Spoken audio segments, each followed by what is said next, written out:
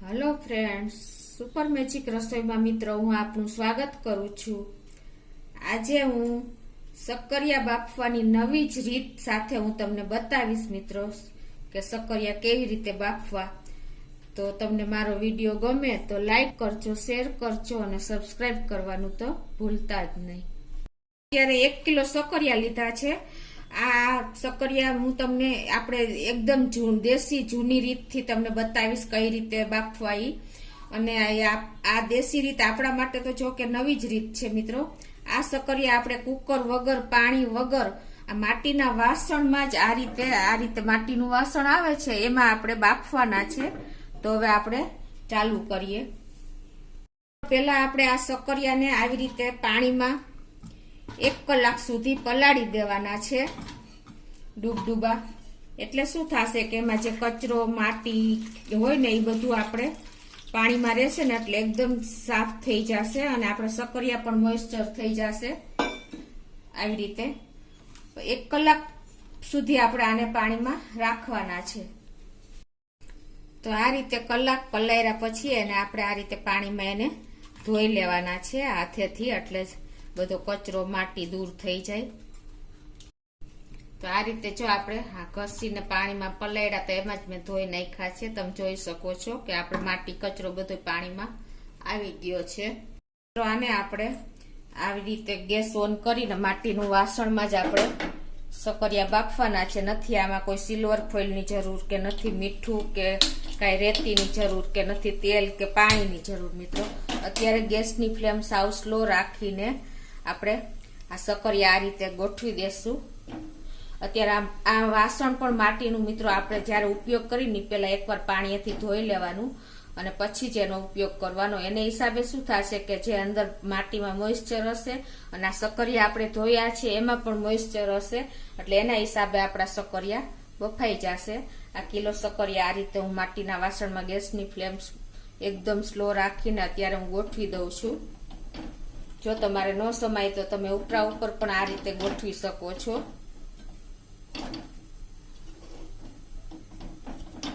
આ રીતે અને હવે આને આપણે ઢાંકી દેશું।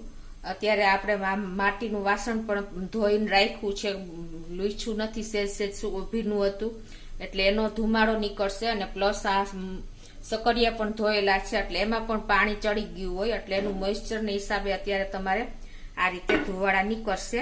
તો આ રીતે આપણે 15 મિનિટ રાખશું મીડિયમ ફ્લેમ ઉપર।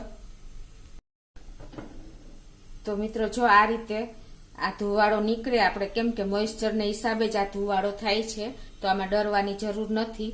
અને આ રીતે તમારે આને 15 મિનિટ આ રીતે મીડિયમ ગેસ ઉપર ઢાંકી દેશું।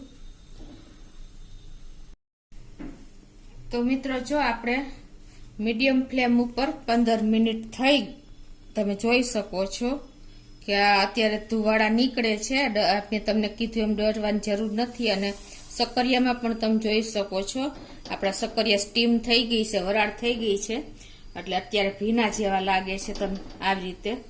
તો એ ભીનાશને હિસાબે જ આપણા શક્કરિયા એકદમ મોઇસ્ચર રહેશે અને એના હિસાબે જ બફાશે અને ચીમડાઈ પણ નહીં જાય અને અંદરથી સરસ શેકાઈને બફાઈ જશે। તો હવે આપણે અત્યારે ગેસની ફ્લેમ મીડિયમ હતી 15 મિનિટ સુધી। હવે આપણે એને એકદમ સ્લો ફ્લેમ કરીને આપણે 30 મિનિટ સુધી પાછા એને બફાવા દેશું। તો મિત્રો જો 30 મિનિટ થઈ ગઈ છે અને આપણે આપણા શક્કરિયા પણ તમે જોઈ શકો છો કે અંદરની સાઈડ થઈ ગયા છે તૈયાર। આ રીતે તમે જોઈ શકો છો નીચેની સાઈડના બધા શક્કરિયા આપણા શેકાઈ ગયા છે। તો એને આ રીતે આપણે ટર્ન કરીને ફેરવી લેશું ચીપીએથી। મિત્રો આ શક્કરિયા આવી રીતે માટીમાં શેકાય છે ને એટલે એકદમ સરસ, આમ તમને એકદમ ફ્લેવર સરસ આવે છે અને સુગંધ પણ બહુ સરસ આવે છે।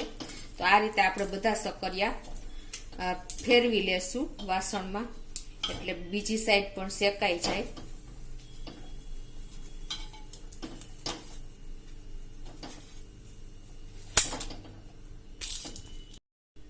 તો જો આ રીતે આપણે એને ફેરવી લીધા છે એટલે આ ઉપરની સાઈડ જે શેકાઈ ગયા છે એ બધા ઉપરની સાઈડ આવી ગયા ફેરવા. એટલે હવે આને આપણે પાછા સ્લો ફ્લેમ કરીને 30 મિનિટ પાછા થવા દેશું. તો મિત્રો જો આપણે ટર્ન કર્યા પછી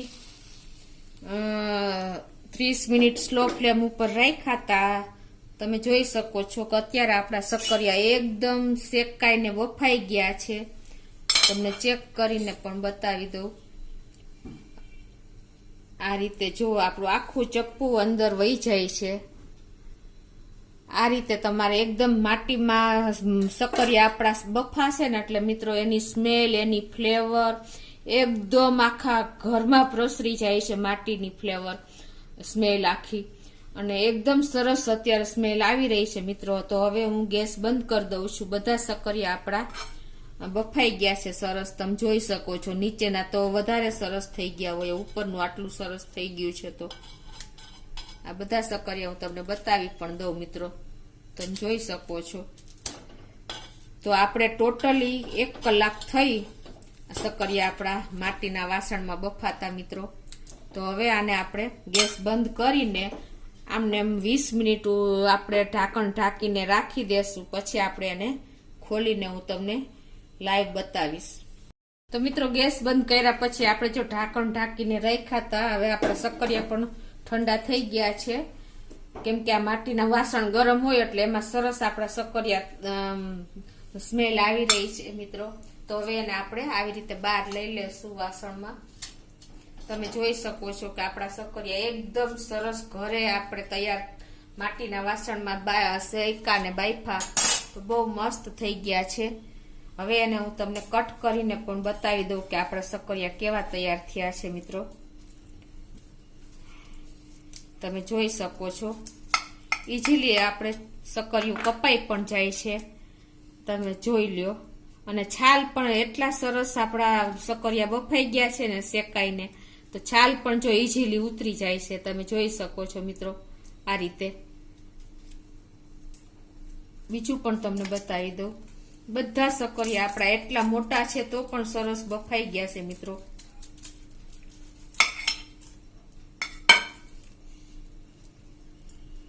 જોયો તમે આટલા મસ્ત સક્કરિયા મિત્રો. આ સક્કરિયાની ફ્લેવર પણ એકદમ સરસ હોય છે. તમે ખાવ ને તો ખાતા ન ધરાવ ને એટલા મીઠા થાય છે.